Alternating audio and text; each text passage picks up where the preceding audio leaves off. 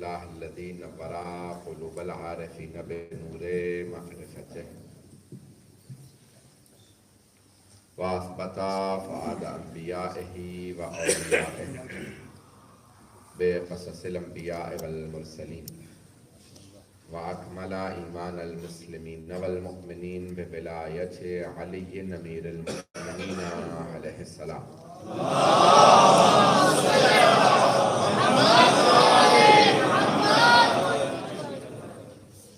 والصلاة والسلام والتحیۃ والاکرام علی افضل الموجودات العبد المؤید والرسول المسدد المصطفى الامجد المحمود الاحمد اعنی ابا القاسم محمد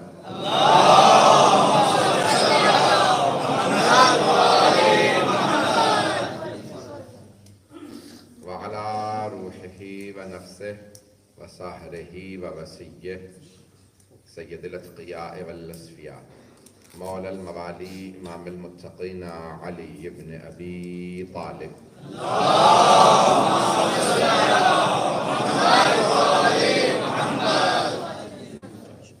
وعلى اوصیائه لا سیما بقیت اللہ فی الارضین روحی و ارواح العالمین لتراب مقدمہ الفدا واللعنة الدائمة على أعدائهم أجمعين من الآن إلى قيام يوم الدين أما بعد فقد قال الله الحكيم في كتابه الكريم بسم الله الرحمن الرحيم يا أيها الذين آمنوا كتب عليكم الصيام كما كتب على الذين من قبلكم لعلكم تتقون صدق الله العلي العظيم صلوات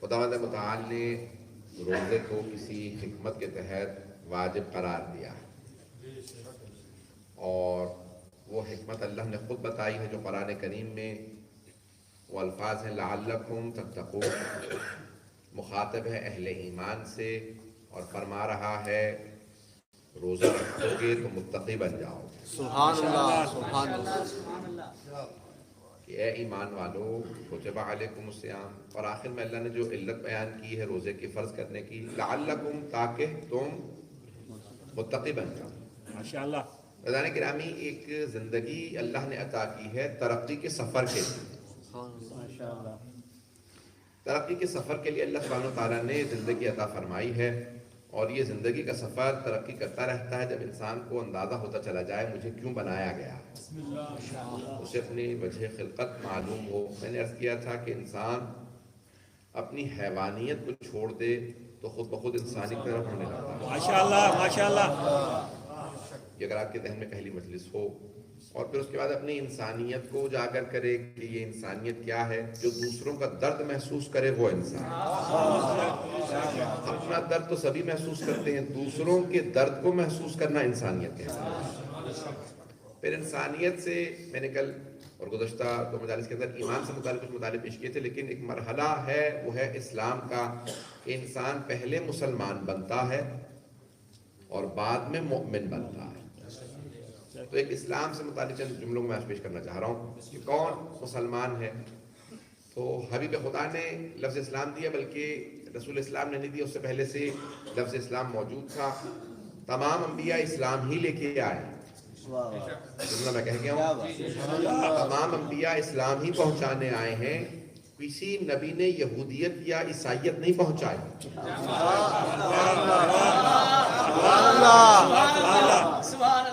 دوبارہ سارے مجمع کی توجہ ہو کسی نبی نے بھی یہودیت یا عیسائیت نہیں پہنچائی جناب یعقوب اپنے بیٹوں کو وصیت کر رہے ہیں یا بنی لا تموتن الا وانتم مسلمون جناب یعقوب اپنے بیٹوں سے کہہ رہے ہیں اے میرے بیٹو مت مرنا سوائے اس کے کہ تم اسلام کی حالت میں ہو یعنی ہر نبی نے انسان کو مسلمان ہی بنایا ہے توجہ رہے میرے ساتھ ہر نبی نے انسان کو مسلمان ہی بنایا یہودی عیسائی نہیں بنایا اسلام جو چھوڑتا رہا وہ کچھ اور بنتا چلا گیا کسی نے اسلام چھوڑا یہودی بن گیا کوئی اسلام سے دور ہوا عیسائی بن گیا تو عزیزان گرامی اسلام ہی بنیاد ہے اسلام بنیاد ہے اور اسلام کا بنیادی کلمہ ہے لا الہ الا اللہ توجہ رہے. کلمے کا دوسرا حصہ بدلتا رہا جیسے جیسے انبیاء آتے چلے گئے. اس دین اسلام کی بنیاد رکھی ہے جناب آدم علیہ السلام نے. تھوڑی سی تبھی سن لیجیے گا. اب یہ بنیاد رکھی ہے جناب آدم نے, کیونکہ بنیاد نظر نہیں آتی اس لیے جناب آدم اولی العزم پیغمبر نہیں ہے. سبحان اللہ سبحان اللہ مطلب میرے تھوڑی سی توجہ کرے گا صاحب. سبحان اللہ. اذان گرامی بنیاد رکھی ہے, دین کی بنیاد رکھی ہے جناب آدم علیہ السلام نے. تو دین کی بنیاد جناب آدم نے رکھی ہے. میں دین کی عمارت کا پورا نقشہ کھینچنا چاہ رہا ہوں, اگر آج پہنچا سکا تو سمجھ لیجیے گا واضح ہو جائے گا کہ اسلام کیا ہے. بنیاد رکھی جناب آدم نے, اور بنیاد نظر نہیں آتی اس لیے اللہ نے قرآن کریم میں 5 اولو العزم پیغمبر بیان کیے ہیں. یہ عدد 5 عجیب و غریب ہے.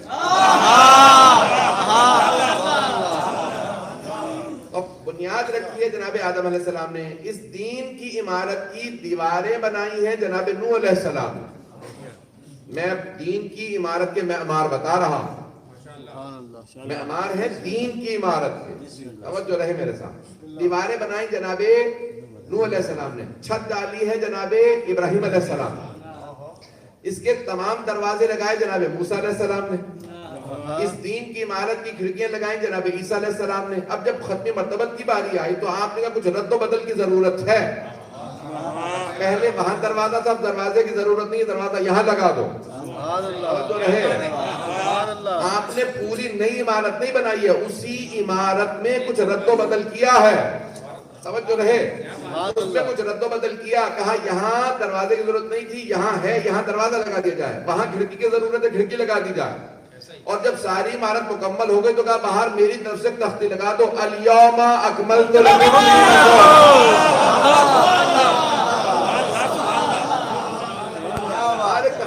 اليوم اکملت لکم دینکم واتممت علیکم نعمتی ورضیت لکم الاسلام دینا. دین اسلام کی عمارت مکمل ہو گئی. اور پھر ایک اور کہا کہ اس کے نیچے میرا جو نر, یہ تو آیت تھی قرآن کی, ایک حدیث حبیب خدا نے لگائی. کون سی حدیث؟ حرام محمد حرام الی یوم القیامہ وحلالہ حلال الی یوم القیامہ. محمد صلی اللہ علیہ وسلم کا حرام قیامت تک کے لیے حرام ہے, ان کا حلال قیامت تک کے لیے حلال ہے. اب پیغمبر نے جب یہ عمارت مکمل کر دی, یہ آیت اور یہ حدیث لکھ دی, تو کہا اب اس دین کی عمارت پہ میں 12 محافظ بٹھا رہا ہوں.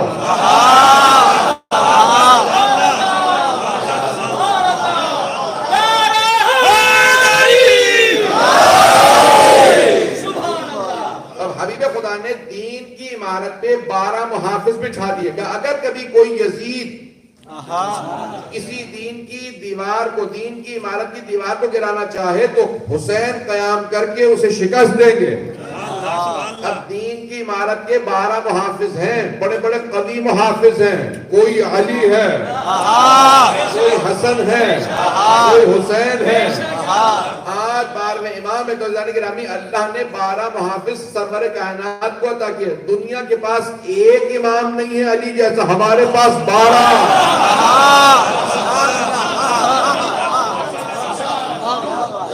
اور یہ دین کی عمارت بڑی مضبوط عمارت ہے اور اس کا نام ہے اسلام. اور اس میں 12 محافظ چلتے رہیں گے میرے ساتھ. مجھے آج اسلام کو پیش کرنا ہے اور اسلام کے دشمنوں کی بھی شکلیں دکھانی ہے. اگر چلیں گے زیادہ پریشان نہ ہوئیے گا, کوئی ایسا نام نہیں جہاں سے آپ پریشان ہو جائیں. بھائیان گرامی, یہ دین کی عمارت بڑی مضبوط عمارت ہے. دین بہت محکم ہے اور اس کے جو بانی ہیں اور جس کی عمارت کے بنانے والے ہیں وہ انبیاء علیہ السلام میں حفاظت کرنے والے ائمہ. اب یہ دین کی عمارت ہے. اس کا پہلا کلمہ ہے لا الہ الا اللہ. اگر ذہن میں بات ہو میں اسی بات کو پہنچا رہا ہوں. اب جیسے دوسرا کلمہ بدلتا رہا, جناب آدم کے زمانے میں تھا لا الہ الا اللہ, آدم صفی اللہ, اور وہی کلمہ چلتا رہا یہاں تک کہ جب جناب نوح آئے تو کہا لا الہ الا اللہ, نوح نبی اللہ. پھر اس کے بعد جناب ابراہیم آگئے تو کہا لا الہ الا اللہ, ابراہیم خلیل اللہ. پھر جناب اسماعیل کا دور تھا تو کہا لا الہ الا اللہ, اسماعیل ذبیح اللہ. جناب موسیٰ آئے تو کہا کہ لا الہ الا اللہ, موسیٰ کلیم اللہ. جناب عیسیٰ آئے تو کہا کہ لا الہ الا اللہ, عیسیٰ روح اللہ. پھر اب ختم مرتبت کا دور آ گیا. توجہ سارے بچے کی میرے ساتھ. لا الہ الا اللہ محمد رسول اللہ. اب پتہ کیسے چلے کہ ختم نبوت ہو گئی ہے؟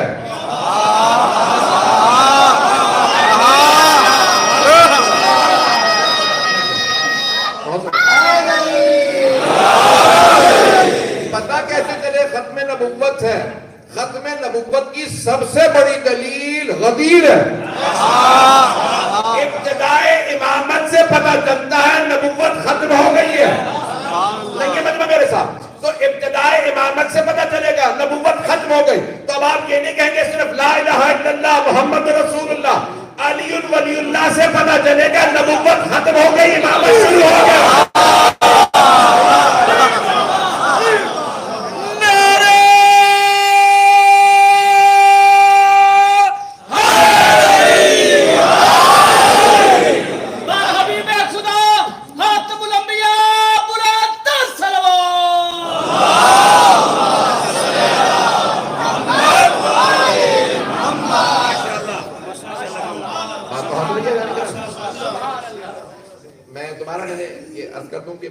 ختم نبوت میں سب سے بڑی دلیل ابتدائے امامت ہے, غدیر سب سے بڑی دلیل ہے.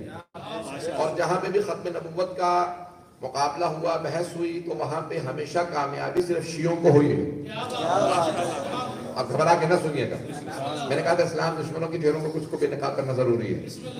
ایدان کرام قادیانیہ, ایک آپ کے ذہن میں قادیانی ہوں گے, احمدی, ریکارڈ بھی ہو رہا ہے, مجھے کہاں کہاں میرے خلاف استعمال ہو رہا ہے, تو لیکن بہرحال کچھ ذمہ داریاں فریضے ہوتے ہیں, ان کا نبھانا بہت ضروری ہے. اور ختم نبوت سے جو بھی محبت کرتا ہوگا وہ اسے ضرور پیش کرے گا. ایدان گرامی, اب یہ پاکستان کی اگر تاریخ ذہن میں ہو تو بہرحال قادیاں ایک گاؤں سا بستی ہے جو اب ایسٹ پنجاب کے اندر ہے. وہاں سے بہرحال پاکستان آ گئے اور انہوں نے کربا نامی ایک شہر بنایا, اور وہ باقاعدہ بہرحال تفصیل میں جانا شاید ضروری نہ ہو. تو ایک بحث شروع ہو گئی. اس کے بعد انہوں نے کہا بھئی وہ نبی صاحب تو چلے گئے, ان کے جو نبی تھے, اور اس کے بعد پھر خلفاء شروع ہو گئے. اور چوتھے خلیفہ کا جو ہے مناظرہ ہوا, آپ کے ذہن میں ہوگا کس سے مناظرہ ہوا. آپ کی خاموشی بتا رہی ہے کہ نہیں سکتا ہے. میں پاکستانی حضرات دوبارہ پہنچ جائیں گے, میں نام لے لوں گا. ہندوستانی حضرات پاکستانی سے پوچھنے اگر کوئی ساتھ میں خلیفے میں بیٹھا ہو کہ میں نے کس کی طرف اشارہ کیا ہے. تو جو مناظرہ ہوا, چلا وہ کہہ لیجیے کہ ایک بہت پاکستان کے مشہور اس وقت ملا ہیں, ان کے والد سے ہوا تھا. اور وہ ملا, ان کا نام لینا ضروری نہیں ہے, ڈیزل تو ذہن میں ہوگا.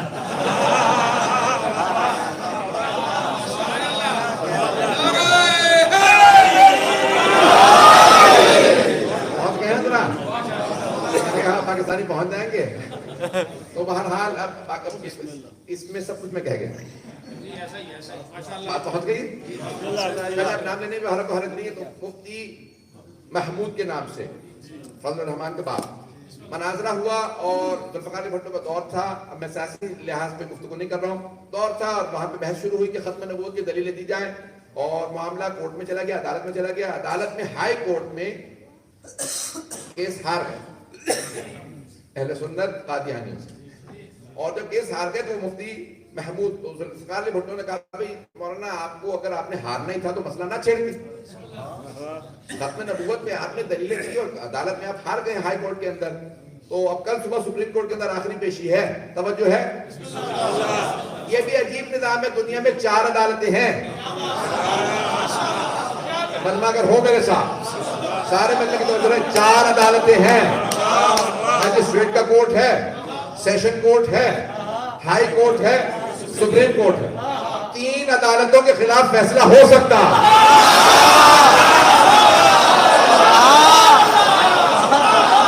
3 عدالتوں کے خلاف اپیل ہو سکتی ہے, لیکن جب سپریم کورٹ کا فیصلہ آ جائے تو اپیل نہیں ہو سکتی. میں نے 3 عدالتیں پیش نہیں کی, سپریم کورٹ میرے مولا. بہت رہی ہے.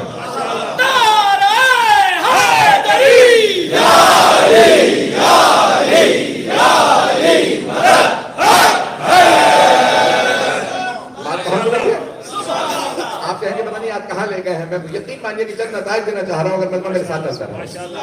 اب یہاں پہ جب ہائی کورٹ کے اندر کیس ہار گئے تو کہا کہ سپریم کورٹ کے اندر دوبارہ اپیل ہے اس وقت, اور سپریم کورٹ کے اندر فیصلہ ہوگا. سپریم کورٹ میں انہوں نے کہا کہ دوبارہ میں کل صبح ہار جاؤں گا. مفتی محمود صاحب نے کہا ذوالفقار علی بھٹو سے, پاکستان کے پرائم منسٹر سے کہا کہ کل بھی دوبارہ میں کیس ہار جاؤں گا. کہا پھر آپ نے چھیڑا کیوں تھا, اور جب جانتے ہیں کہ ہار جائیں گے تو کوئی دلیل لے آئیے جس سے آپ جیت جائیں. کہ نہیں, میرے پاس صرف ایک آدمی ہے جو یہ کیس جیت سکتا. کون ہے؟ کہا مولانا اسماعیل دیوبندی صاحب. وہ کہا مولانا پہلے ہی انہیں بلا لیتے آپ بھی دیوبندی وہ بھی دیوبندی. کہا نہیں اب وہ دیوبندی رہا نہیں ہے, نام کا دیوبندی ہے, شیعہ ہو گیا, اس لیے اسے لانا نہیں چاہ رہا. تو کہا کہ شرط ہے. تو کہا بھٹو کا لے آئیے کہ فیصلہ بات کے اندر کا لے آئیے, میں سارا خرچہ کروں گا. ہیلی کاپٹر میں بھی جائے صبح 7 بجے پیشی توجہ رہے. کہا کہ جائیے لے آئیے, لانے کے بعد عدالت کے اندر مقدمہ لڑا جائے گا. کہا لیکن 2 شرائط ہیں, نہ میڈیا موجود ہوگا, نہ میڈیا موجود ہوگا, اور نہ کاروائی چھپے گی. اب یہ جتنی بھی کاروائی ہے مولانا اسماعیل دیوبندی کی زبانی ہے. ایک مرتبہ ہیلی کاپٹر اترا فیصل آباد کے اندر, کہ یہاں کوئی مولانا اسماعیل دیوبندی نامی آدمی ہے؟ کہاں موجود ہے. جیسے جیسے بھی وہاں پہ پہنچے کہ بھئی آپ کو اسلام آباد پہنچنا ہے, صبح پیشی ہے. کہ اتنی جلدی کیسے پہنچے گا؟ کہ ہم ہیلی کاپٹر لائے ہیں. کہ اس میں میرے کتابوں کے بچے کی گنجائش ہے؟ کہاں. کہ ٹھیک ہے مناظرہ جس سے بھی کروا دے گا. ختم نبوت پہ ہے. کہ ختم نبوت پہ دلیل ہی ہمارے پاس ہے. سب نے سوال کیا, سارے بندے کی توجہ, سب نے سوال کیا مولانا اسماعیل دیوبندی سے, آپ نے قادیانیوں کے خلاف مناظرہ کیسے جیتا؟ کہا میں نے غدیر سے.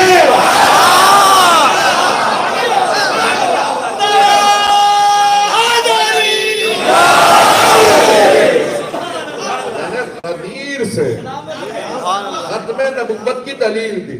کہ ابتدائے امامت دلیل ہے ختم نبوت. اگر بات پہنچ گئی ہے گرامی, میں پیش کر رہا ہوں کہ اسلام کی شرائط سے ان میں سے ایک شرط یہ ہے کہ ختم نبوت پہ عقیدہ ہو. اور ختم نبوت یہ ہے کہ ہمارا عقیدہ یہ ہے کہ خاتم النبیین جو قرآن میں آیت ہے, یہ سارے مسلمان اس میں متفق ہیں کہ خاتم النبیین جو آیت ہے قرآن کے اندر, یہ ختمی نبوت, ختمی مرتبت کے اوپر, رسول اسلام کے اوپر ہے. اور آپ کی مہر تھی, مہر نبوت. آج میں اگر چند معجزات پیش کروں تو چلیں گے نا؟ کہ مسلمان کا بنیادی عقیدہ یہ ہونا چاہیے ختم نبوت کو مانتا ہو. اور بہت سی شرائط ہیں, میں آج ذہن میں مضمون ایک اور لے کے آیا تھا, لیکن یقین مانیے ممبر پہ آنے کے بعد بعض اوقات انسان ذہن میں کچھ رکھتا ہے اور ممبر کے جو وارث ہیں وہ کچھ اور بڑھواتے ہیں.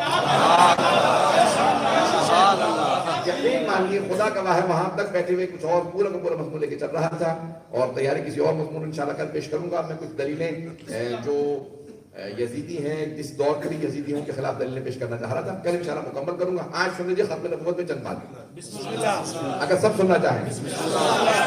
یقین مانیے ممبر پہ آنے کے بعد بعض اوقات کئی مرتبہ انسان پورے ایک تیاری کچھ اور کر کے آتا ہے, اور بعض اوقات یہ ممبر واقعی جن کا ہے, انسان کو یقین ہونا چاہیے کہ وہ ہی یہ ممبر بھی بانٹتے ہیں, اور یہ ممبر انہی کے ہاتھ میں ہے. ہم جتنے بھی ہیں وہ خادم ہیں, جو بھی خدمت کر رہا ہے جناب صاحب زمان اسلام کی خدمت کر رہا ہے.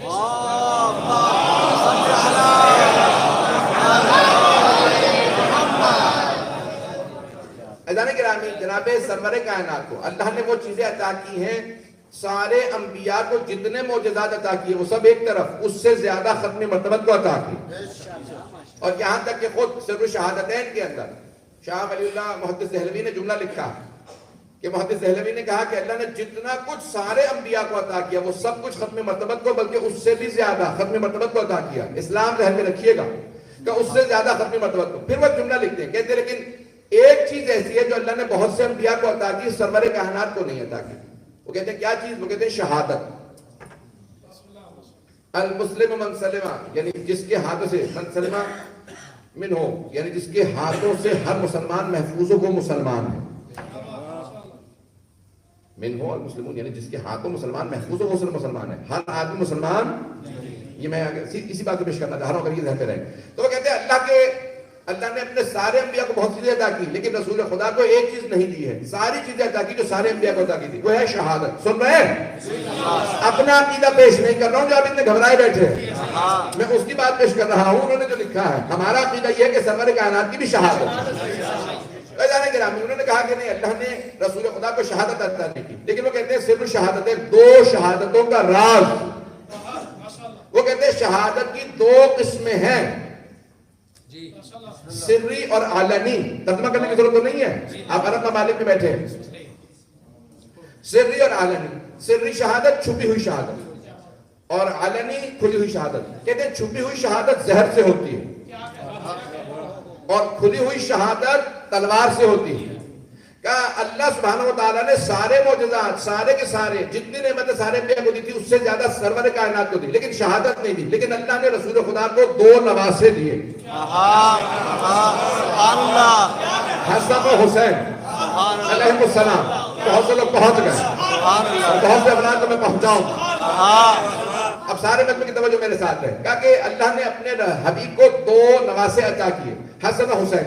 کہ دونوں نواسوں کو ایک ایک شہادت عطا کی، ایک کو سری، سبحان اللہ، دوسرے کو علنی. سری شہادت ہے زہر سے، علنی شہادت ہے تلوار سے. کہ حسن مجتبی علیہ السلام کو زہر کی شہادت ملی اور امام حسین علیہ السلام کو تلوار کی.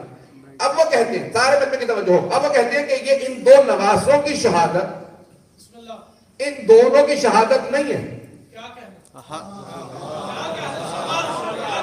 ان دونوں کی شہادت رسول خدا کی شہادت. محدث دہلوی کہتے ہیں ان دونوں کی شہادت ان کی شہادت نہیں ہے بلکہ رسول خدا کی شہادت ہے. یہاں تک تو تھا شاہ ولی اللہ محدث دہلوی کا کلام. اب تھوڑا سا اضافہ میں کرنا چاہتا ہوں. میں کہوں گا شاہ صاحب آپ نے یہ لکھا ہے کہ شہادت کی 2 قسمیں، ہم نے مان لیا، اور رسول خدا کے 2 نواسے، ان دونوں کی شہادت ان کی شہادت نہیں، رسول خدا کی شہادت ہے. یہاں تک ہم مانتے ہیں، لیکن آپ کو بھی ماننا پڑے گا.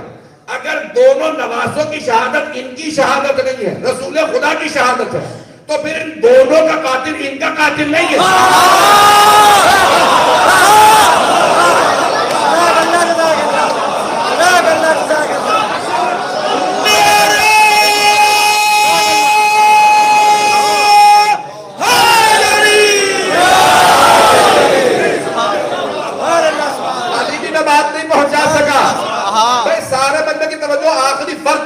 وہ کہتے ہیں ان 2 نواسوں کی شہادت ان کی شہادت نہیں، رسول خدا کی شہادت ہے.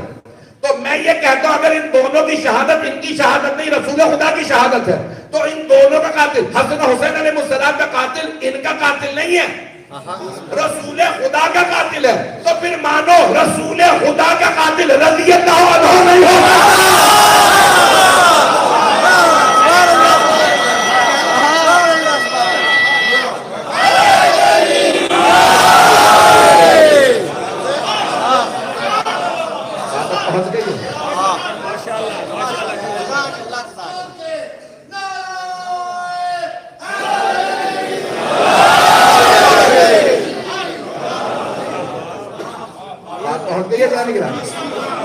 ان دونوں کا قاتل ان کا قاتل نہیں ہے، رسول خدا کا قاتل. اور رسول خدا کا قاتل کبھی رضی اللہ عنہ نہیں ہو سکتا. اور اگر کبھی کوئی ان کے قاتل کو رضی اللہ عنہ کہہ دے تو پھر اس پہ بھی لعنت ہے. میں رٹو یونیورسٹی میں نیو جرسی کے اندر امریکہ میں تقریر کر رہا تھا. شیعہ سنی مجمع تھا اور انہوں نے کہا کہ بھئی حسین ڈے ہے. تو ایک مرتبہ سوال ہوا کسی نے کہا بار بار کہہ رہے ہیں کہ اسلام کو حسین ابن علی نے بچایا، دلیل کیا؟ میں نے دلیلیں دی. تو اس کے بعد انہوں نے کہا کہ آپ نے قاتل پہ لعنت کی ہے. تو سنی عالم سے سوال کیا کہ قاتل پہ لعنت کی جا سکتی ہے؟ انہوں نے کہا ہمارے علماء نے نہ لعنت لکھی ہے نہ منع کیا، تو اس لیے میں جواب نہیں دوں گا. تو انہوں نے کہا آپ جواب دیں گے؟ میں نے کہا جواب دوں گا قرآن سے. علماء کی ضرورت نہیں جب قرآن میں آئے تو پریشان ہے. سارے بننے کی توجہ. چوتھا سورہ ہے سورہ نساء. آیت سورہ نساء کے اندر آیت نمبر 134 ہے، اگر جا کے پڑھ لیجئے گا. من یقتل مؤمنا متعمدا، جو جانتے بوجھتے ہوئے اندر کسی مومن کو قتل کرے. قرآن کی آیت ہے، توجہ. فجزاؤہ جہنم، تو اس کو اس کی سزا میں جہنم میں جانا پڑے گا جو مومن کا قتل کرے. خالدن فیہا، وہ ہمیشہ ہمیشہ وہاں رہے گا. اور اللہ سبحانہ وتعالیٰ اسی آیت کے اندر اگلے حصے میں فرماتا کہ اللہ اس پہ وَلَعَنَهُ وَأَعَدَّ لَهُ عَذَابًا عَلِيمًا، اللہ اس پہ عذاب بھی بھیجے گا اور ہمیشہ لعنت بھی کرے گا. ایک عام مومن کو اگر کوئی قتل کر دے تو ہمیشہ جہنم میں رہے گا، اللہ اس پہ لعنت کرے گا اور وہ ہمیشہ اللہ کے عذاب میں مبتلا رہے گا. عام مومن کو مارے تو جہنمی لعنتی، اور جو سیدہ شباب اہل جنت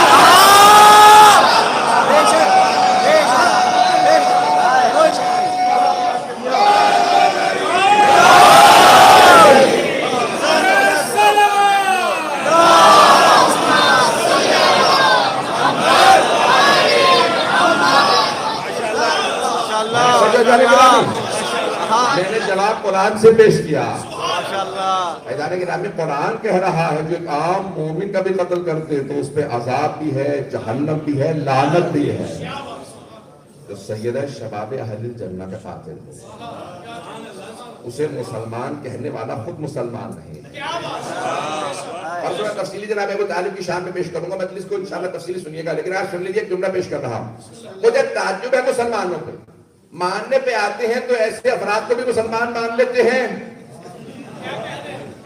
جو آخری لحظات میں مجبوراً کلمہ پڑھ لیں اور جو ساری زندگی اسلام پہ احسانات کرتے رہیں. نہ ماننے پہ آئیں تو اسے بھی نہ مانیں. مجھے تعجب ہے بہت مسلمانوں میں. جملہ کہہ رہا ہوں, اگر سخت ہو بہت زیادہ مجھے پہلے میں ایک موضوع پیش کرنا چاہتا ہوں, اس کو سن لیجیے گا. سخت سننے پہ آواز کر میں کہتا ہوں, لیکن ریکارڈنگ کی ایسے کئی مرتبہ چلے جاتے ہیں اور پھر ماشاءاللہ نشر تو ہو ہی جاتے ہیں.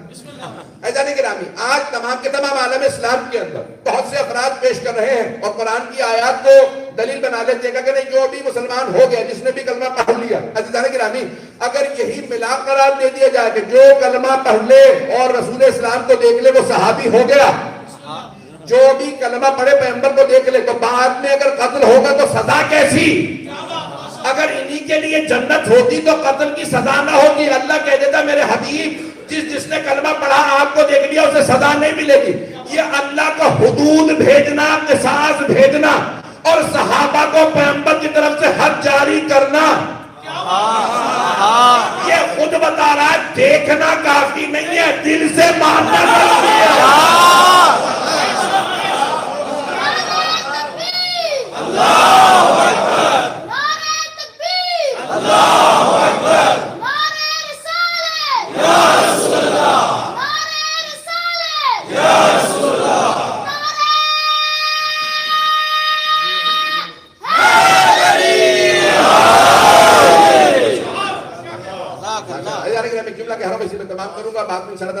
پیش کرنا چاہ رہا ختم نبوت کے, ختم مرتبت کے, ان کو سن لیجیے گا. توجہ ہے تک میرے سارے مطلب میرے ساتھ ہیں. بھائی گرامی, میں اپنی عقیدت کو پیش کر رہا ہوں, میں اپنی عقیدت کو, اور اس کو خطابت نہ سمجھیے گا, میں اپنی عقیدت پیش کر رہا ہوں. جب تک میں بات مکمل نہ کر لوں کوئی نتیجے میں نہ پہنچ جائے. کون کہتا ہے ہم صحابہ کو نہیں مانتے؟ میں اپنی عقیدت پیش کر رہا ہوں. میں اپنے آپ کو صحابہ کے قدموں کی خاک بھی نہیں سمجھتا. خطابت نہیں ہے, میری عقیدت ہے. میں اپنے آپ کو صحابہ کے قدموں کی خاک بھی نہیں سمجھتا, لیکن ایک شرط ہے کہ جناب سیدہ اور اہل بیت ان سے راضی ہوں.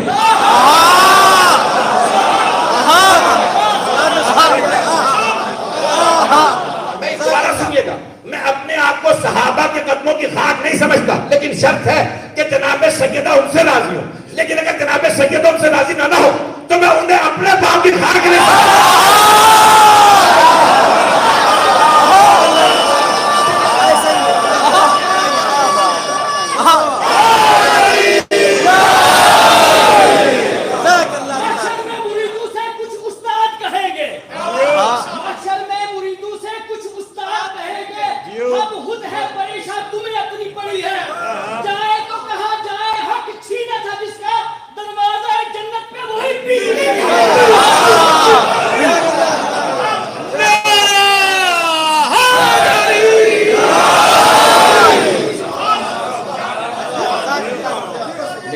واضح ہو گیا.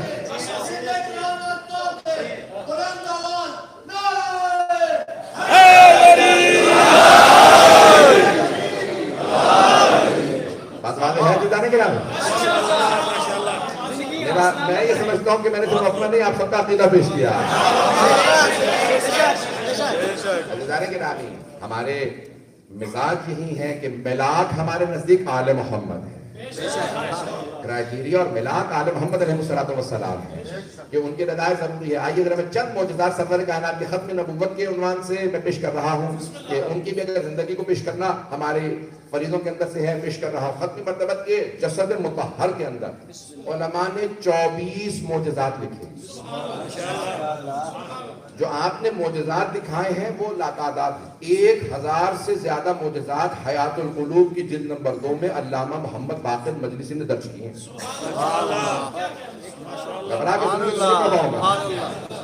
1000 سے زیادہ معجزات جو سرور کائنات نے دکھائے ہیں اپنی ختم نبوت کی دلیل کے طور پہ. 1000 سے زیادہ معجزات حیات القلوب کی جلد نمبر 2 میں علامہ مجلسی نے ذکر کیے، لیکن 24 معجزات علامہ مجلسی نے حق الیقین میں، حیات القلوب میں، اور بہت سی کتابوں میں ہمارے بڑے بڑے بزرگ علماء نے، سید احمد الجزائری نے، بڑے بڑے بزرگ علماء نے 24 معجزات سرور کائنات کے ان کے جسم مبارک سے متعلق لکھے۔ سبحان اللہ سبحان اللہ لگ رہا مجھے زیادہ لگنا چاہیے، میں اتنا چیز رہا ہے، میں پورا خون جگر دے رہا ہوں آپ کی صرف محبت اور عقیدت کی وجہ سے، کہ آپ کی محبتیں مجھ سے پڑھوا رہی ہیں۔ جس طرح سے مجھے بتایا جا رہا ہے کہ یہ مجمع جو ہے وہ اتنا کبھی بھی ماہ رمضان میں کہیں پہ بھی نہیں ہوتا، اور جس حقیقت سے آ رہے ہیں کہ ہر جگہ سے لوگ آ رہے ہیں، بہت بہت دور سے آ رہے ہیں، جناب سیدہ آپ کا آنا قبول فرمائے، اور جس عقیدتوں سے، جس محبت سے، جب مجمع مجھے دیکھ رہا ہوتا ہے مجھے آپ کے دیکھنے سے اندازہ ہو جاتا ہے کہ محبت سے آپ سن رہے ہیں۔ تو سلامتی علماء حق کا بلند تر صلوات۔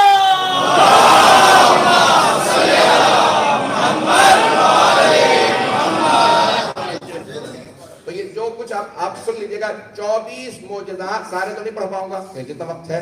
جسد مطہر سے متعلق سرور کائنات کے جسم مبارک کے اندر جسد مطہر میں 24 معجزات ذکر کی ہیں علامہ، میں پیش کر رہا ہوں حق الیقین سے، علامہ محمد باقر مجلسی اذان گرامی فرماتے ہیں کہ جب جناب سرور کائنات چلتے تھے نا تو بلند قامت سے بلند قامت آدمی جب رسول خدا کے سامنے آتا تھا تو سر سے لے کے گردن تک چھوٹا نظر آتا۔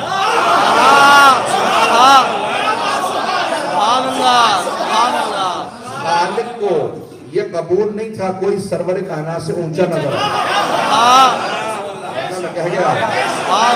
خالق کو یہ قبول نہیں تھا کہ کوئی سرور کائنات سے اونچا نظر آئے۔ اب اگر رسول خدا اپنے نوازوں کو کاندھوں پہ سوار کر لیں، مانو نہ اللہ کی اجازت تھی،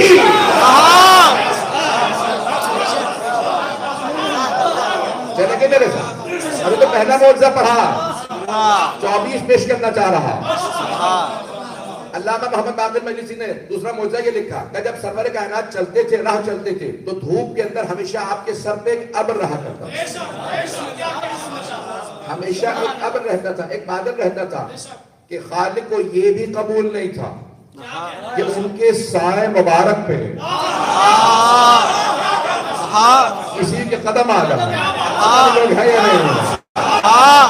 خالق کو منظور نہیں تھا کہ میرے حبیب کے سائے پہ کسی کے پاس آتا، تو ہمیشہ ابر رہا کرتا تھا تاکہ کوئی بھی سایہ نہ دیکھے، توجہ ہو، مجھے آپ کا پتہ نہیں لیکن میں لندن سے جنوب کویت آؤں، ایک ابر ساتھ ساتھ ہو، یہاں سے کہیں کراچی جاؤں تو ابر ساتھ ساتھ ہو، لکھنؤ جاؤ ابر ساتھ ساتھ ہو، توجہ ہو، مجھے آپ کا پتہ نہیں، میں پریشان ہو جاؤں گا یہ مسلسل ابر کون سا ساتھ ہے، لیکن پیغمبر کبھی پریشان نہیں ہوئے، یعنی وہ جانتے تھے میں ان جیسا نہیں ہوں، اب نہ کہنا محمد ہم جیسے،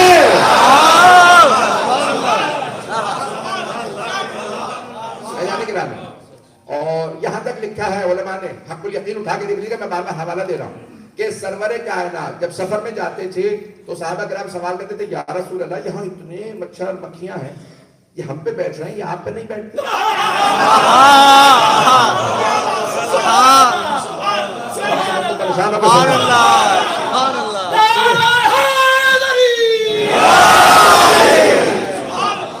یا رسول اللہ یہ مچھر، یہ مکھیاں، یہ کیڑے مکوڑے یہ آپ پہ کیوں نہیں بیٹھتے؟ تو حبیب خدا نے فرمایا میرے چاروں طرف حصار ہے، یہ کیڑے مکوڑے ان کو اللہ نے روک دیا ہے، یہ مجھے اذیت نہیں دیتی۔ اگر کوئی شہد کی مکھی بھی اگر آئے اور آپ کے پسینہ چوس لے تو شہد بنانے لگتی ہے، لوگ ہیں یا نہیں ہے؟ یہ کیڑے مکوڑے مجھ پہ نہیں بیٹھتے، میں تفصیل میں نہیں جا سکتا، وقت نہیں میرے پاس، تو کہا کہ یہ معجزہ، مجھے ترتیب یاد نہیں رہے گی کہ کون کون سے معجزہ پیش کر چکا ہوں، کہ ایک اور معجزہ جسد مطہر سے متعلق لکھا کہ جہاں سے رسول خدا گزر جاتے تھے 1 سے 2 دن تک خوشبو آتی رہتی، بھائی پریشان نہ ہو کے سنیے گا، 1 سے 2 دن تک خوشبو آتی رہتی تھی، کافر اور مشرک بھی آتے تو کہتے تھے لگتا ہے یہاں سے محمد گزرے، وہ کہتے لگتا ہے یہاں سے محمد گزرے ہوں گے، تو دوسرا پوچھتا کیسے معلوم؟ کا معلوم نہیں ہو رہا، یہاں سے وہ خوشبو آ رہی جس طرح ان کے جسم سے آتی ہے، وہ کسی عطر میں نہیں تھی، کسی گلاب میں نہیں تھی، وہ پیغمبر کے جسم سے خوشبو آتی تھی۔ اب سمجھ میں آیا حدیث کی ساق کا یہ جملہ کہ جب دونوں شہزادے گھر میں آتے کہتے ہیں مادر گرامی انی اشم عندک اللہ رائحۃ جدی رسول اللہ، مادر گرامی آپ کے پاس سے ایسی خوشبو آ رہی جیسی نانا کے بدن سے آتی ہے. سبحان اللہ.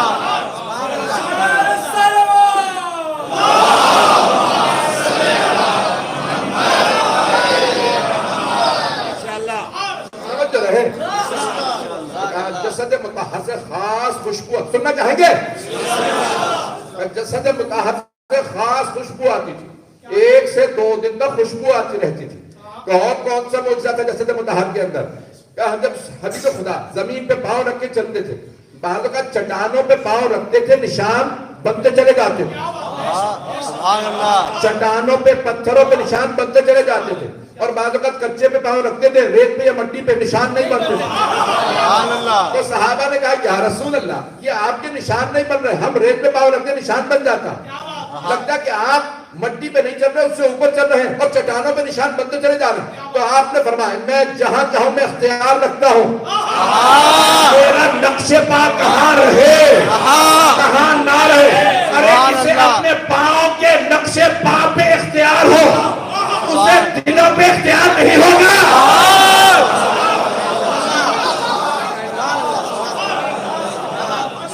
اگر مجمع ہو گئے چلے گا مجمع میرے ساتھ. جسد مطہر کے پاؤں کے نشان جہاں چاہتے تھے وہاں چٹان پہ پاؤں کے نشان بنتے تھے، جہاں نہیں چاہتے تھے. میں اگر پڑھنا چاہوں تو پڑھوں گا. آپ سب مجھے توجہ چاہیے، سارے مجمع کی اسی انہماک کے سنیے گا، اسی توجہ کے ساتھ سنیے گا. میں چند جملے پیش کروں گا، انشاءاللہ آج کی مجلس کا میری طرف سے یہی تبرک ہوگا. کہا کہ اور کیا معجزات دیکھیں؟ کہا کہ جب صحابہ کہتے ہیں یا رسول خدا اتنا سفر کیا ہے، ہم مسلسل ناخون بھی کاٹتے ہیں، بال بھی بنواتے ہیں، آپ نے آج تک پورے سفر میں نہ ناخون کاٹے نہ بال بنائے، لیکن آپ کے نہ بال بڑھے نہ ناخون. بڑے پریشان ہیں آپ حضرات. حق الیقین میں علامہ مجلسی نے لکھا، بڑے بڑے بزرگ علماء نے لکھا کہ میرے نہ ناخون بڑھتے ہیں نہ بال. سبحان اللہ. نہ ناخون بڑھتے ہیں نہ بال. کیا کیوں؟ تاکہ ایسا نہ ہو کہ کاٹ کے پھینکوں لوگوں کے پاؤں آئے.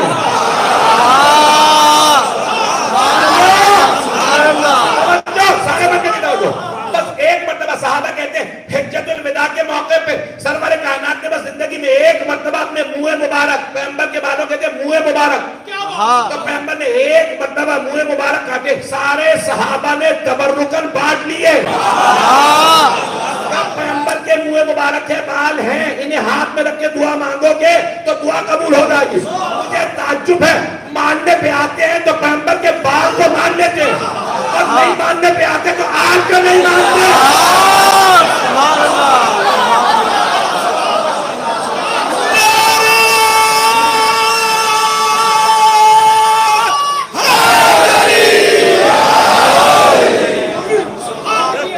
اسی طرح سے چلتے رہیے، اسی طرح سے چلتے رہیے. تو کہا ایک جملہ ایک اور ہے، کہا کہ اور کیا معجزات ہیں؟ میں نے چند معجزات پیش کیے. کہا کہ جب بھی پانی ختم ہو جاتا تھا تو پیغمبر علیہ السلام اپنے ہاتھوں سے انگلیوں سے پانی جاری کر دیتے تھے. اپنے ہاتھوں کی انگلیوں سے پانی جاری کر دیتے تھے. کہ اگر کسی کنویں کے پاس آتے اور لوگ کہتے ہیں یا رسول اللہ اس کے اندر پانی خشک ہو گیا، پانی نہیں رہا، آپ اپنا لعاب دہن ڈالتے پانی بھر جاتا. اپنا لعاب دہن ڈالتے خشک کنویں میں تو اس میں پانی بھر جاتا. کبھی صحابہ کہتے ہیں یا رسول اللہ پانی کھارا پینے لائق نہیں ہے، آپ کہتے ہیں کنویں کو میرے پاس لاؤ. کھارے پانی میں لعاب دہن ڈالتے، کہتے اب پی کے دیکھو. تو اب جب صحابہ اس پانی کو پیتے کہتے یا رسول خدا کھارا پانی میٹھا ہو گیا. ارے جس کے لعاب دہن کا اثر ایسا ہو، سوچو اس کے خون کا اثر کیسا ہو.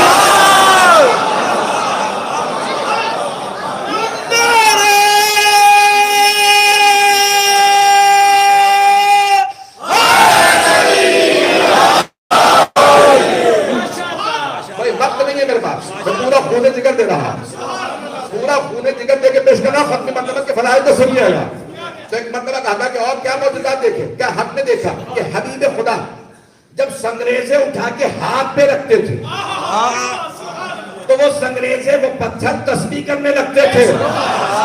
کبھی وہی پتھر کہتا سبحان اللہ, کبھی کہتا الحمدللہ, کبھی کہتا لا الہ الا اللہ, کبھی کہتا اللہ اکبر. یہ میں کہتا ہوں سنگریزہ اس لیے تسبیح کرتا تھا میں کس کے ہاتھوں پہ آ گیا.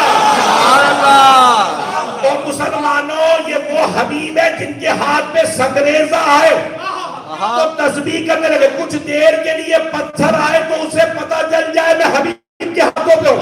اور وہ جو آل آغوش میں پل رہی تھی,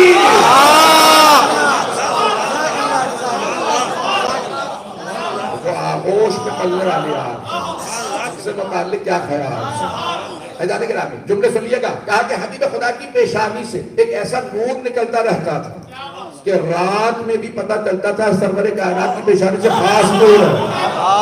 میں یہ سارا مجمع میرے ساتھ. یہاں تک کہ ام المؤمنین فرماتی ہیں کہا کہ دن میں اگر سوئی کھو جاتی تھی ہم رات کا انتظار کرتے تھے.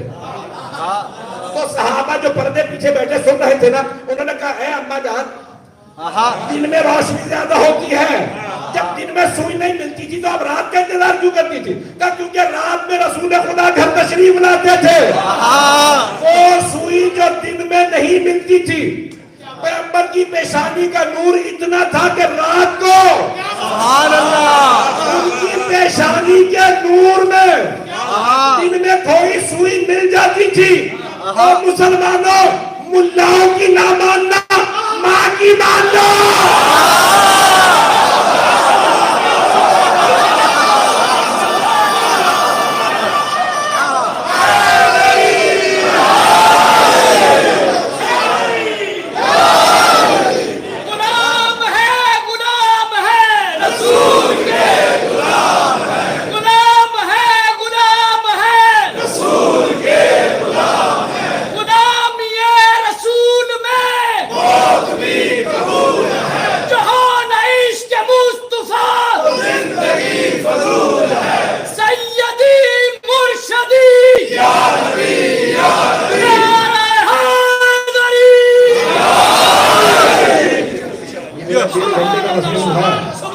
ڈیڑھ گھنٹے کا مضمون ہے جو 15 منٹ میں پیش کر رہا ہے.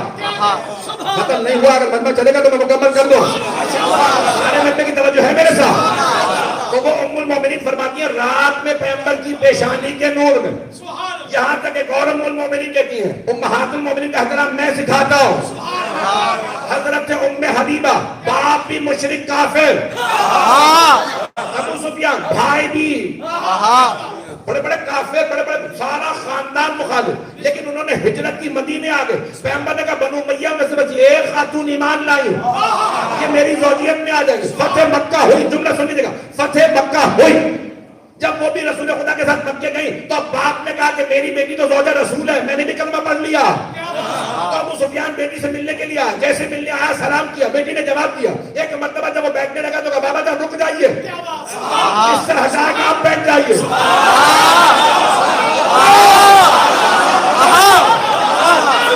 جیسے اس سے ہٹایا ابو سفیان نے کہا بیٹی میں مسلمان ہو گیا ہوں, اسلام میں ماں باپ کا احترام واجب ہے, اور تو زوجہ رسول ہے, اور تو نے میرے سے بستر چھین لیا. کیا بابا جان میں آپ کو اچھی طرح سے جانتی ہوں,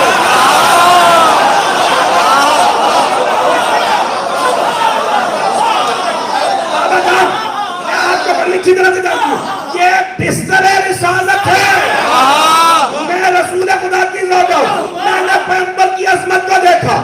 بابا جان آپ اس لائق نہیں کہ بستر رسالت میں بیٹھے, انہوں نے بستر اٹھایا کہ آپ بیٹھ جائیے.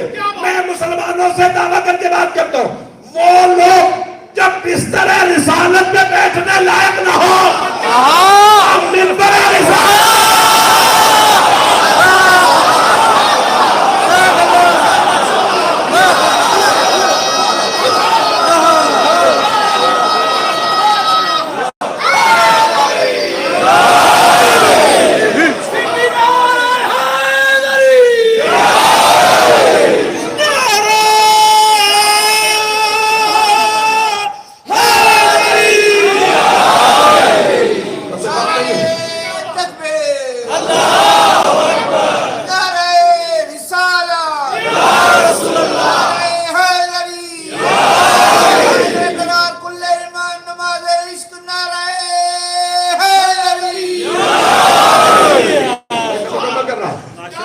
سمجھنے کی توجہ ہے میرے ساتھ؟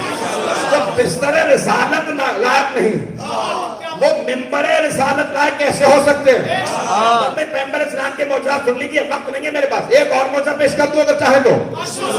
اب سارے کے سارے پیغمبر اسلام کے ساتھ صحابہ، بلکہ صحابہ سے پہلے، اسلام سے پہلے کی بات، ابھی کوئی صحابی نہیں ہے، جناب خدیجہ الکبریٰ کا مال تجارت لے جا رہے ہیں مکے سے شام، دمشق جا رہے ہیں، جب واپس آئے تو جناب خدیجہ نے پوچھا کیسا پایا انہیں؟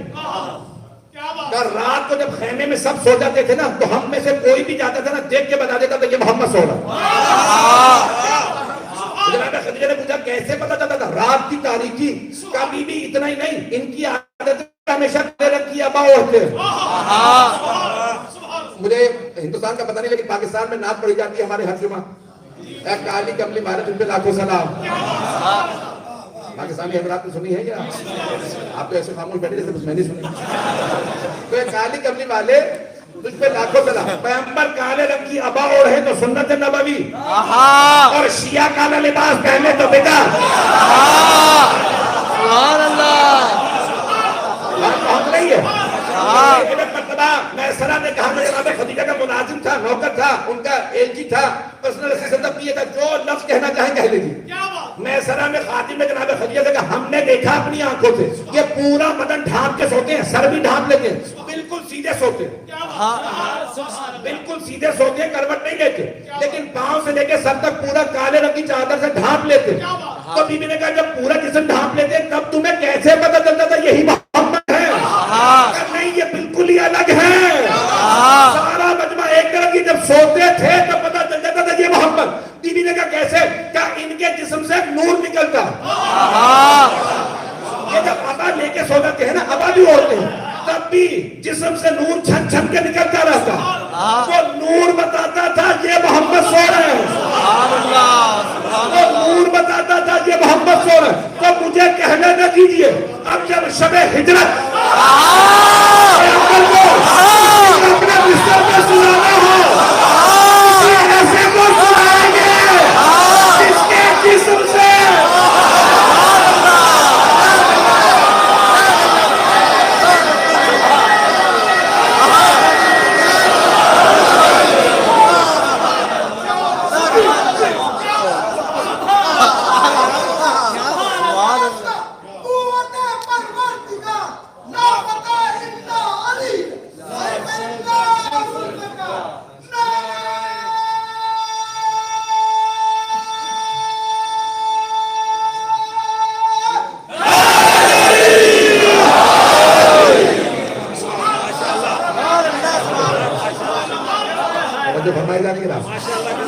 شب ہجرت جب پیغمبر کو کسی کو اپنے بستر پہ سلانا ہوگا تو کسی ایسے کو تلاش کریں گے جس کے جسم سے ویسا ہی نور نکلتا ہے جیسا حبیب خدا کے جسم سے نور نکلتا ہے۔ ایک اور جملہ یہاں پہ دیکھیں، مکمل کر رہا ہوں، وقت نہیں رہا میرے پاس۔ ادارے کے رامی کو جو دیکھ رہے تھے نا پوری رات شب ہجرت، وہ شیعہ نہیں تھے، وہ شیعہ نہیں تھے، آپ کہہ کے بھی تعصب سے دیکھ رہے ہوں گے، وہ ابو سفیان کے بھیجے ہوئے تھے۔ سمجھو ابو سفیان کے بار بار دیکھ کے کہتے تھے ابھی محمد سو رہے ہیں، بار بار دیکھتے جناب امیر المومنین علی بن ابی طالب سو رہے تھے، لیکن بار بار دیکھ کے کہتے ابھی محمد سو رہے ہیں، نہیں کہتے تھے علی ہیں۔ ان میں سے کسی نے نہیں کہا ارے نہیں نور میں 19-20 کا فرق ہے، کسی نے نہیں کہا ارے ان کا قد بڑا تھا اس کا قد چھوٹا ہے۔ سبحان اللہ۔ اگر آپ سے کوئی کہے نا کہ پیغمبر کا قد بڑا تھا علی کا قد چھوٹا، تو آپ مجھے تو کیمرہ لے کے وہی کھڑا تھا۔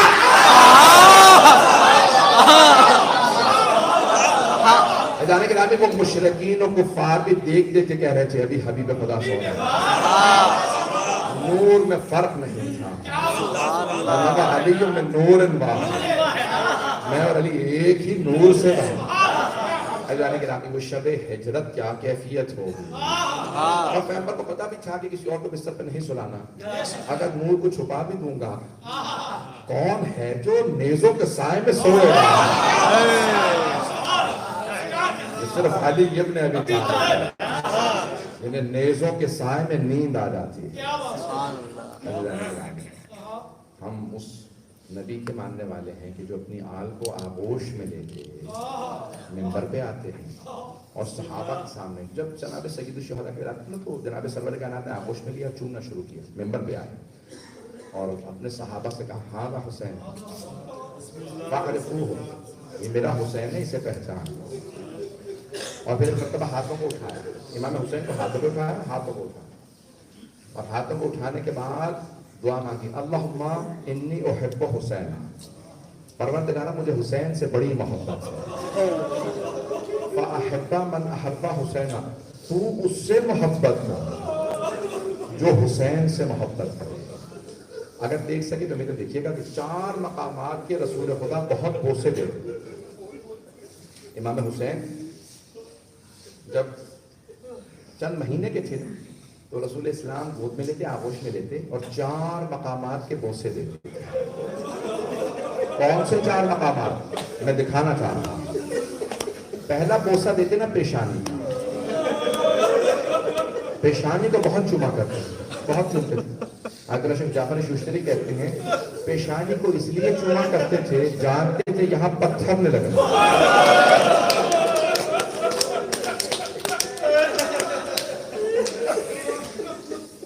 پہلا بوسہ پیشانی دوسرا بوسہ ہونٹوں کا لیتے شاید ان ہونٹوں نے پیاسا رہا لیکن حضرت جعفر شوشتری کہتے ہیں نہیں پیاس کی وجہ سے نہیں لے کر دیکھے گا وہ کہتے ہیں ان کے چھڑی میں جھلنا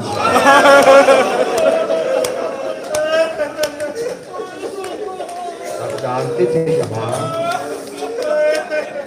عمر صاحب کی عبید اللہ بن زیاد کی اور یزید کی چھڑی میں جھلنا کہا تھا نا ایک صحابی نے او زیاد کے بیٹے خبردار حسین کے لبوں پہ چھڑی نہ رکھ میں تو خود رسول خدا کو حضرت کو مرضا تیسرا بوسہ گلے کا دیتے بار بار گلا کھولتے بار بار گلے کو چوما کرتے جانتے ہیں کیوں یہاں خنجر نے چلنا علماء نے پوری بحث کی ہے سنیے گا اس روایت کو سنیے گا غور سے سنیے گا وقت مسائب مختصر پڑھوں گا وقت نہیں رہا پوچھا مرحوم آقا جعفر شوشتری نے لکھا اور بزرگ علماء نے لکھا امام حسین کی شہادت کیسے ہوئی وہ جو گودال میں نیزہ مارا تھا اس سے شہادت ہوئی پشت گردن سے جو خنجر چلایا تھا شیوت نے اس سے شہادت ہوئی یہ جب سیدھا کیا تھا اور سینے پہ گھٹنا رکھ کے جب گلا کاٹا زیارت ناہیہ ہے یہ نہ دیکھیں گا امام زمانہ زیارت ناہیہ میں کہتے ہیں میرا سلام ہے میرے جد حسین شبر جادث علی صدر جب شبر سینے پہ سوار تھا آخر میں ناہیہ دے ریش مبارکوں پر رکھا تھا بتائیے کس سے شہادت ہوئی کون سی روایت صحیح ہے کون سی روایت صحیح ہے میری طرف دیکھیں مجھے معاف کر دیجیے آخری روایت تمام کر دیجیے کون سی روایت صحیح ہے جو حسین بن عمیر نے نیزہ مارا گلے میں پشت گردن سے ذبح کیا یا سامنے سے جعفر شوشتری کہتے ہیں تینوں روایات صحیح ایک قانون نے گودال میں نیزہ مارا پھر پشت گردن سے امامہ اتار کے خنجر چلا پھر سیدھا کیا پھر خنجر چلا رسول خدا اس لیے گلے کے بوسے دیتے میں نے کہا 4 مقامات چوتھا مقام سینے کے بہت بوسے دیتے پوچھا سینے کو کیوں چومتے تھے مرحوم آقا جعفر شوشتری کہتے ہیں کیونکہ سینے پہ گھوڑوں کی ٹانکوں نے آنا گھوڑوں کی ٹانکوں نے آنا تھا اس لیے سینے کو چومتے تھے ہائے میرا اللہ گھوڑوں کی ٹانکوں نے آنا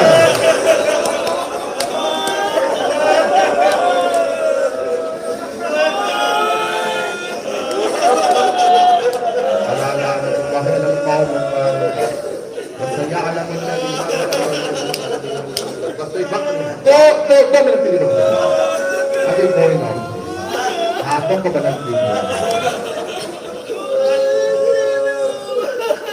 نے دیکھا ہے جب کسی میت کو اٹھانے لگتے ہیں تو کہتے ہیں بیٹیوں سے چھپا دو، بیٹیاں بہت کو برداشت نہیں کریں۔ کیا کیا جاتا ہے؟ غسل و کفن کے بعد آخری دیدار کے لیے بلاتے ہیں۔ جب جنازہ تیار ہو جاتا ہے نا تب بلاتے ہیں آخری دیدار کے لیے، جب تک غسل و کفن نہیں نہ ہوتا تب تک نہیں بلاتے لوگ۔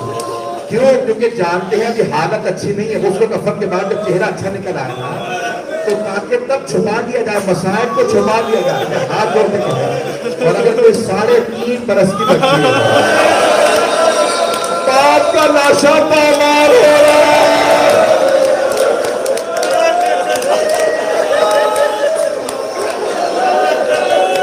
خدا کسی بیٹی کو باپ کا مرنا نہ دکھا۔ واسطہ اس لحظے کا، واسطہ اس لحظے کا جب مولا حسین آخری ودا کے لیے آئے اور ایک مرتبہ بچی کو سینے سے لگایا۔ وقت ہے 2 منٹ کا میں وقت ملتا۔ مولا حسین کی 3 الوداعیاں، پہلی مولا سجاد سے، مولا سجاد سے جب ملے نا تو جانتے کیا کہا؟ ایک جملہ کہا بعض علماء نے لکھا، ملنے کے بعد خدا حافظ کیا اور کہا کہ سجاد جب مدینے واپس جانا نا اور میرے شیعوں سے ملنا۔ مولا نے آخری وقت میں اپنے شیعوں کو یاد کیا، جب میرے شیعوں سے ملنا نا تو میرے شیعوں سے کہنا شیعتی مہما شربتم ما انتم فاغفرونی، جب بھی ٹھنڈا پانی پینا میری پیاس کو یاد۔ میں نے سارے مسائل چھوڑ دیے، جناب زینب سے بھی ان میں سے باہر آئے، لیکن دیکھیے گا حضرت جعفر شوستری کہتے ہیں نظر یمین و نظر شمال، پہلے دائیں طرف دیکھا پھر بائیں طرف دیکھا، پھر بڑی حسرت سے کہا او عباس، او علی اکبر، او قاسم، او حبیب، میں نے تم سب کو گھوڑوں پہ سوار کیا، دیکھو میں تنہا رہ گیا، کوئی سوار کرانے والا۔ راوی کہتا میں نے دیکھا ایک بیوی مردے میں خیمے سے باہر آئی، کہا بھیا ابھی زینب زندہ ہے، میں آپ کو زلزلہ پہ سوار کراؤں گی۔ جو جملہ پیش کرنا چاہ رہا ہوں دیکھے گا ہاتھ تک بنا، ہر آدمی کی دعا قبول، دعا کو سجا دے اس مسائل کے ساتھ۔ جب سوار ہو گئے زلزلہ کی لگام میں ہاتھ ڈالا، لگام میں فرض میں ہاتھ ڈالنے کے بعد تو زلزلہ آگے بڑھا، بے زبان جا کر ہے آگے نہیں بڑھتا۔ ایک مرتبہ کہا ہوگا نا زلزلہ کیا تو نے بھی میرا ساتھ چھوڑ دیا، میرے بھائی مارے گئے، میرے بیٹے مارے گئے، ساتھ بے زبان جانا تھا۔ ایک مرتبہ سر کو جھکایا، جب دیکھا نا تو پچھلے قدموں سے ایک بچی لپٹی ہوئی، مولا زلزلہ سے اترے، بچی کو سینے سے لگایا پیار میں، بیٹی کو خیمے سے باہر آئی، کہا بابا آپ کہاں جا رہے ہیں؟ کہا بیٹی آپ کو پیاس لگی ہے نا پانی لینے جا رہا ہوں۔ کہا بابا جو پانی لینے جاتا ہے واپس نہیں آتا، بابا مت جائیے، چچا عباس گئے چھلنے نہیں آئے۔ ایک مرتبہ بچی کو پیار کرنے کے بعد سید الشہداء نے کہا بیٹی اب دلاسوں کا وقت نہیں رہا، میں نے طفلی میں نانا سے وعدہ کیا تھا، بیٹی میں شہادت کے لیے جا رہا ہوں۔ اب ایک مرتبہ آخری ضرورت جتنے میں نے ساری زحمت کی ہے، کہا بابا آپ نے ہمیشہ جب بھی مجھے سینے پہ سلایا آپ نے ہمیشہ کہا اسلام میں بیٹوں کا بھی حق ہے، بیٹیوں کا بھی حق ہے۔ بابا آپ بھیا علی اکبر کو ساتھ لے گئے، بھیا علی اکبر کو ساتھ لے گئے، بابا یہ بتائیے میرے حصے میں کیا ہے؟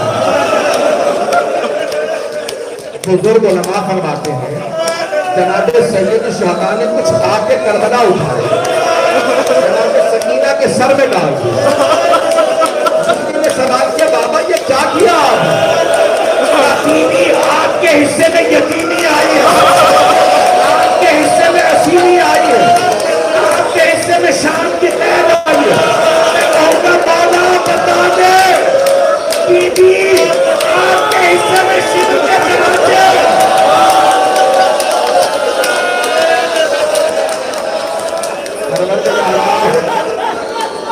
صاحب الزمان کا ظہور دیکھنا نصیب فرما، صحابہ کے نامت شمال اہل بیت کو نیز سے نابود فرما، داعش طالبان کو غارت فرما، مؤمنین کی حفاظت فرما، جو اولادوں کو اولاد کی نعمت فرما، اولاد والوں کی اولاد کو نیک و صالح بنا۔ ربنا تقبل منا انك انت السميع العليم بحق محمد وآله الطيبين الطاهرين المعصومين۔